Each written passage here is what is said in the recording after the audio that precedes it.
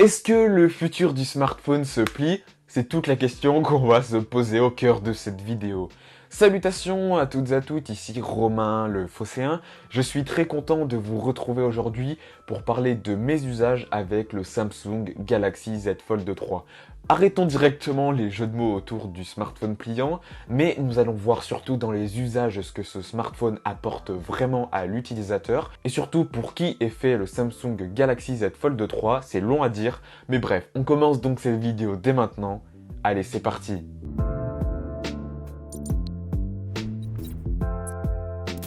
Le Galaxy Z Fold 3 de Samsung est un superbe produit, il n'y a pas à dire. Dans sa conception, Samsung s'illustre de par ses capacités d'ingénierie et donc de hardware. Techniquement parlant, le Z Fold 3 est un monstre, ce smartphone plié est ultra robuste et semble être tout bêtement parfait, du moins dans son design et son apparence. Dans les faits, il reste tout de même un petit peu lourd je trouve, disons-le, malgré le fait que nous sommes sur une réussite en matière de conception finale. C'est vraiment très clean.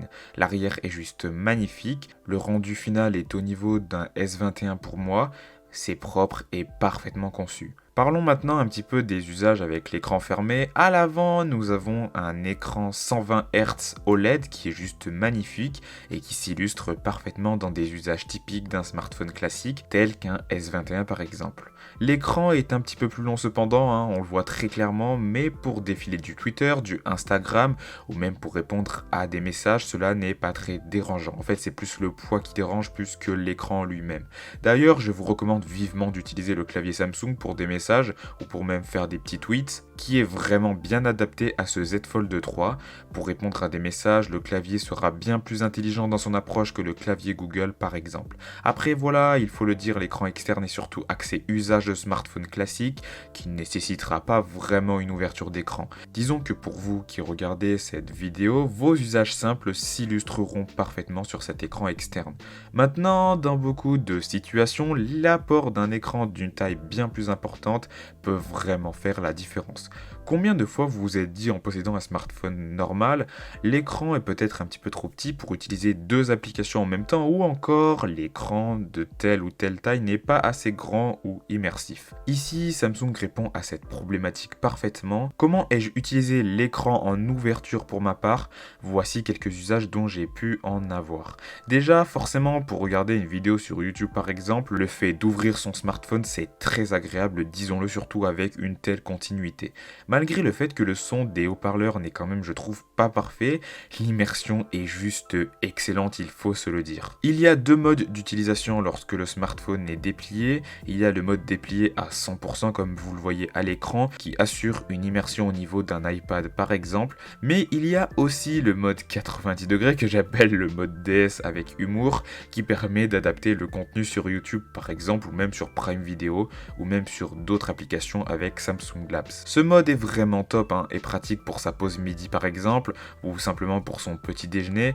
Bref, c'est vraiment une expérience qui est superbement bien pensée je trouve. Après, pour revenir au mode déplié à 100%, nous sommes plutôt sur un usage quand même qui est axé tablette, avec une immersion dans ses applications. J'ai utilisé quelques fois le multitâche qui est parfaitement pensé sur ce Samsung Galaxy Z Fold, mais je trouve que ce n'est pas aussi parfait que sur un iPad par exemple.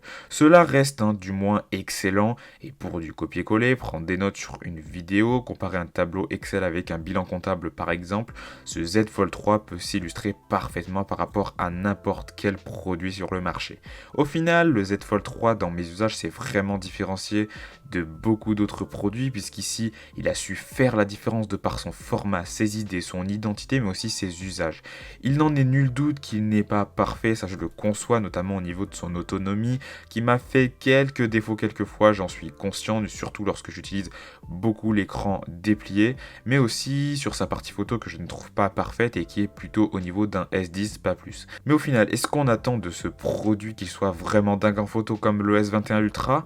Je me pose réellement la question, mais même pour y répondre, je ne pense pas. Et c'est pour ça d'ailleurs que cette vidéo est un test bien différent des autres, parce que vraiment les spécifications techniques n'ont pas vraiment d'importance, la photo et la vidéo non plus, pour en dire quelques exemples, mais la partie des usages pour moi, c'est ce qui fait la force de ce téléphone pliant et même du téléphone pliant tel que Samsung l'a pensé. Mais en fait, il faut le dire haut et fort aussi, Samsung avec son Z Fold 3 répond aussi, je pense, à un besoin qui était similaire à celui de la gamme Note, faire un smartphone adapté à la productivité rapide et fiable.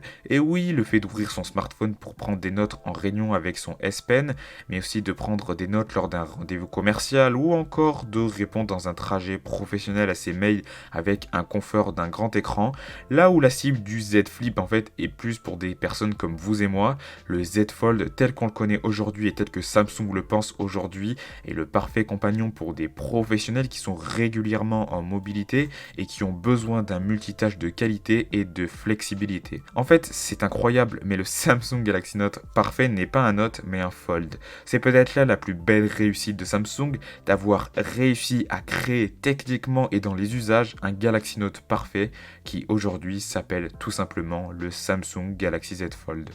Vous l'avez bien compris, le Samsung Galaxy Z Fold 3 est un smartphone qui est incroyable, smartphone tablette même, on peut le dire. Mais ce n'est pas un produit qui est fait pour tout le monde, vous l'avez également bien compris au cœur de cette vidéo. En tout cas, j'ai vraiment passé un superbe moment avec ce Samsung Galaxy Z Fold 3. C'est un produit évidemment que si vous avez les moyens de l'acheter, je vous recommande, mais alors à 3000%, il est incroyable à l'utilisation. Donc voilà, si vous en avez les moyens, allez-y, foncez. Le Samsung Galaxy Z Fold 3 est un produit technologiquement parlant qui est incroyable et qui s'adapte vraiment à plusieurs usages. En tout cas, je ne vais pas m'éterniser avec ce produit-là. Si vous avez des questions autour du Z Fold 3, vous avez les commentaires qui sont faits pour ça. Donc n'hésitez pas à poster un petit commentaire. Si vous l'avez ou que vous l'utilisez au quotidien également, n'hésitez pas à faire votre retour d'expérience. Comme ça apportera un plus à cette vidéo. N'hésitez pas également à mettre le petit like et à vous abonner pour ne pas rater les prochaines vidéos sur la chaîne, en activant la petite cloche bien sûr. Bref, je crois que j'ai tout dit, je vous dis à la prochaine et surtout à dimanche prochain 11h pour une nouvelle vidéo. N'oubliez pas, mettez ça dans votre agenda. Bref, allez, on se dit à dimanche prochain 11h pour une nouvelle vidéo. Allez, salut!